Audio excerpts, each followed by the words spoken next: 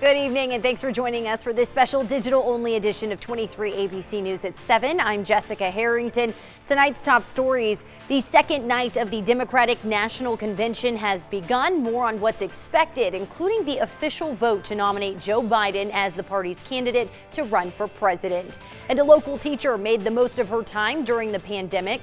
Details on how she kept busy and how it's making an impact on her students. 23 ABC News at 7 starts now.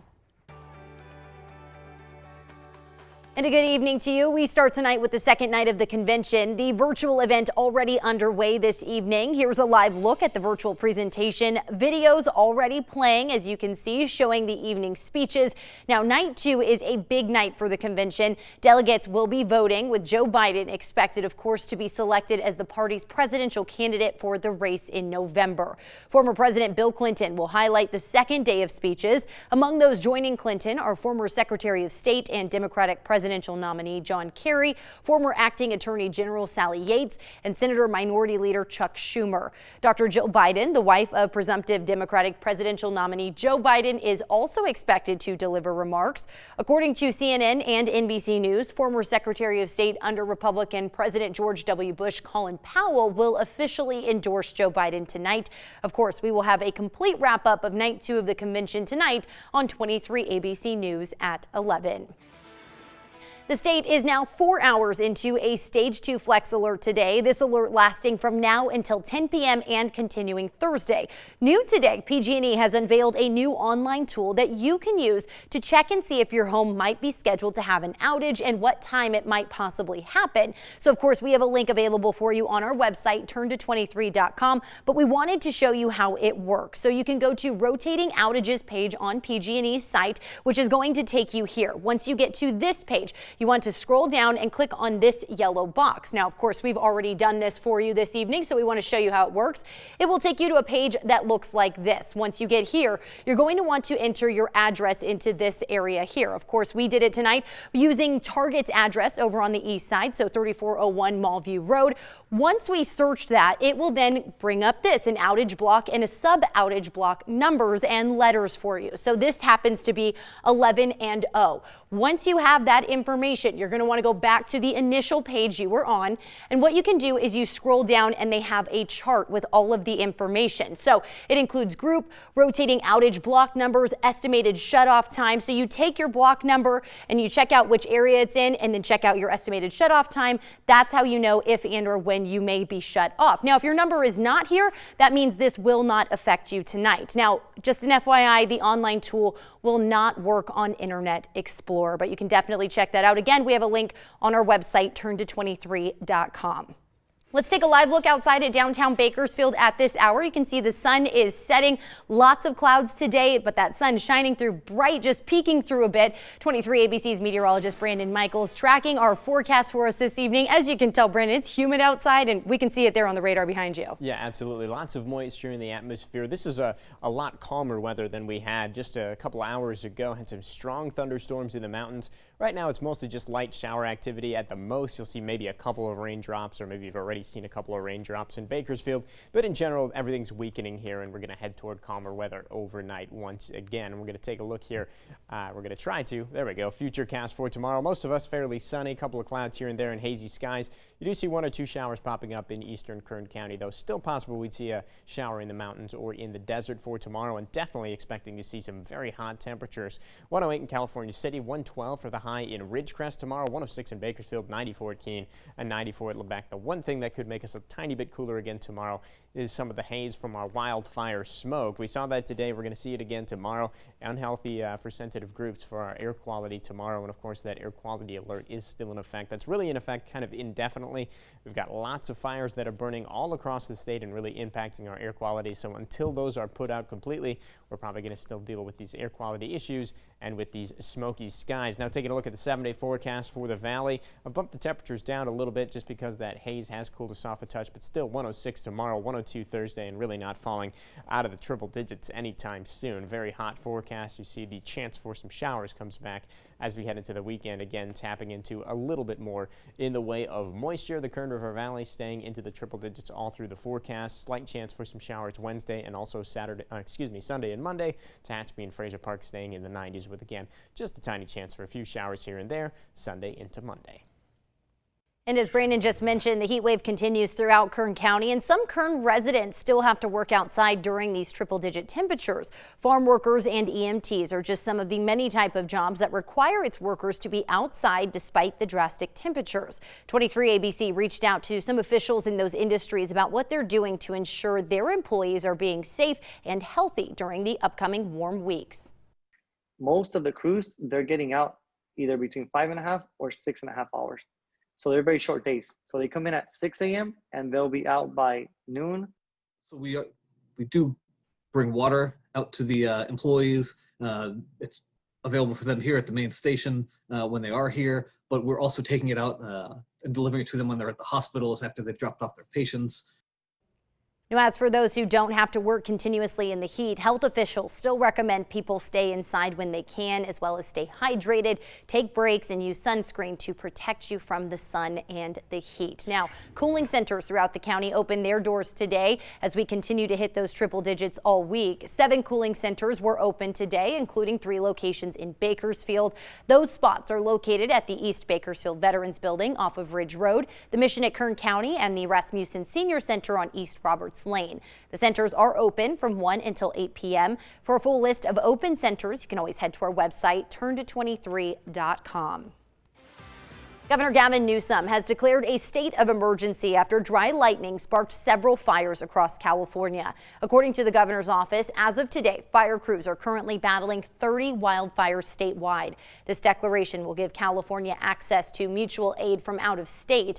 Newsom saying in a release, "We are deploying every resource available to keep communities safe as California battles fires across the state during these extreme conditions."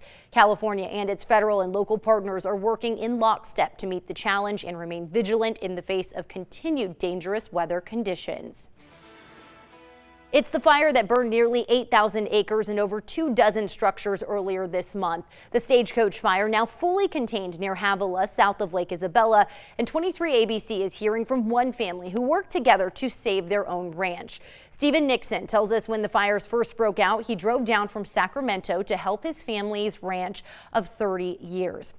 Now, he says the structure was located on the opposite side of the fire line that firefighters were working to tackle. So Nixon and 3 of his family members had to take it upon themselves and think quickly, saving nearly 8 acres of trees surrounding their family's ranch. Nixon tells us he and his brother-in-law were able to calm the flames down using just 2-liter jugs of water. He ran right towards it. There was no care in the world, but it's one of his favorite places to go, and so he wasn't going to lose that fight. Not for 1 minute. Coming up tonight at 11, 23 ABC's Kylie Walker hears how firefighters worked with the family to save their ranch despite being on the opposite side of their fire line. We turn now to the developing story we brought to you yesterday on the triple stabbing in southeast Bakersfield that ended with a deadly officer-involved shooting. The family of one of the victims says their 64-year-old loved one, Karen Johns, went through emergency surgery and is recovering. Elaine Bradley, the victim's sister, says Johns wouldn't be alive today if a Good Samaritan didn't step in to help out. We want to know the people that actually saved my sister's life. A young African-American man ran over, took his shirt off, wrapped it around my sister's arm and her neck and told her to apply pressure. He then stabbed this young man, taking him and his girlfriend's car. According to the Bakersfield Police Department, the suspect carjacked someone and drove to central Bakersfield, where he crashed into another car. When Bakersfield police located the suspect near South P Street and Brundage Lane, at least one officer opened fire, killing the man. Turning now to the latest on COVID-19 cases here in Kern County. After several days of no new deaths reported, officials have announced 12 new fatalities. Once again, the new deaths did not necessarily happen in the last 24 hours, but today is when they were officially recorded. That brings the total number to 216. Officials reporting just 180 new cases, bringing the total to just shy of 27,000 cases, with nearly 8,700 people now listed as recovered. For a full breakdown, you can always head to our website, turnto23.com.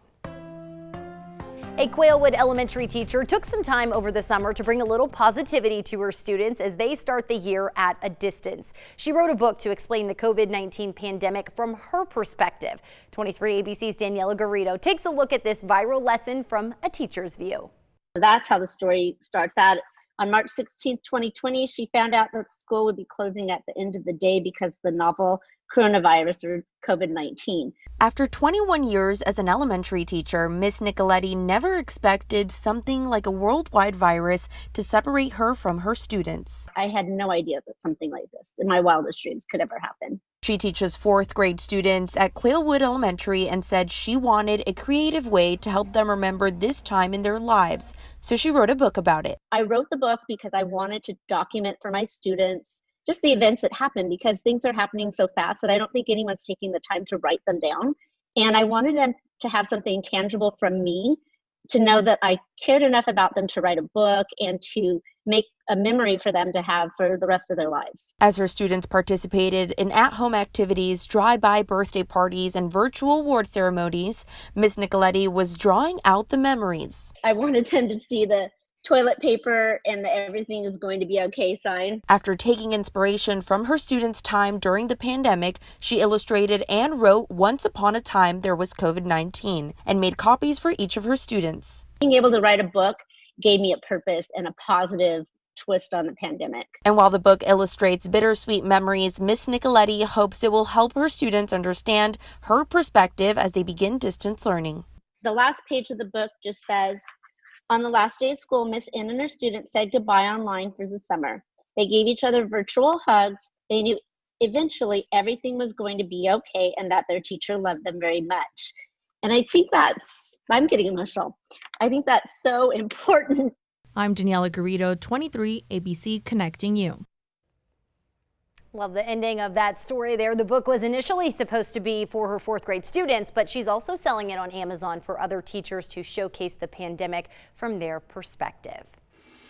There's not only one eatery heading to the Tejon Ranch Commerce Center, but 4 new spots for you to enjoy. 2 of them have already opened. Jamba Juice and Charlie's Philly Steaks and Wings opened this past Saturday. Tomorrow, Dunkin' Donuts and Baskin Robbins will be open for customers to indulge. The fast food restaurants offer drive-through and takeout options for travelers and customers. Amazon is coming to Kern County, and in just a couple of days, Amazon will announce its new fulfillment center and provide a first look tour to elected and community officials. The event will include a ribbon cutting ceremony with Amazon's general manager and share the economic investment in Kern County. They will also be making a surprise donation to the Kern Community Foundation. Thursday's event will conclude with a tour of the 640,000 square foot center.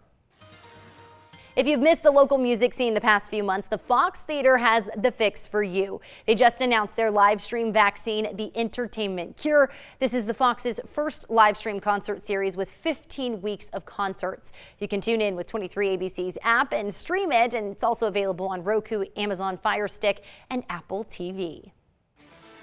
It is the most unique back-to-school season we've possibly ever seen. Students are at home, parents are doing what they can to keep their kids motivated, engaged, and entertained, and a local elementary school teacher is doing what he can to get his students excited for distance learning. Take a look. Ready for the first day and excited to exclaim, and the kids are gonna know our name. What's our name? Independence Elementary. So cute. If you've ever seen Hamilton, then that tune, of course, sounds familiar. And you may recognize the man singing as well, Josh King, who went viral last year for his remix of Lizzo's Truth Hurts. He joined us live this morning to talk more about his message of positivity. Because we want the best for kids, and I think positivity and our mindset is basically kind of the message of this song, that we have the choice to be angry, be mad, be negative, but we also have the choice to be positive and to be okay and realize that we can get through this together. Now you can watch that full interview and listen to the entire remix on our website, turnto23.com. We still have a few days to vote for your favorite margarita in town and give back to a local nonprofit at the same time. The Josh Farler Foundation and 23 ABC are holding the second Kern Margarita Championship online. Go to kernmargarita.com where you can find a list of this year's entries and vote. The winner will be named this year's social media champion. The championship runs late Friday night, all of it online. All donations benefit local cancer patients. Taking another live look outside at downtown Bakersfield. That sunset just gorgeous tonight, but we know more heat is on the way. 23 ABC's meteorologist Brandon Michaels joining us now with the final check of our forecast. Hey, Brandon. Hey, Jess. Yeah, definitely expecting some more hot temperatures in the forecast. 104 on high temperature today. That's actually quite a bit cooler than we thought it would be. We were thinking 108, 109. Part of the reason we're cooler is we had that hazy skies. That smoke does help block out some of the sunshine. But I do think we're going to be very hot for quite some time. 106 for tomorrow, 102 by Thursday, and we're going to stay in that 102 to 104 range for really the extended forecast. Excessive heat warning in effect all the way through Thursday. And in general, our heat wave really not showing any sign of cooling down. And that's going to do it for us on this special digital-only edition of 23 ABC News at 7. We hope to see you back here tonight for 23 ABC News at 11. Have a great night.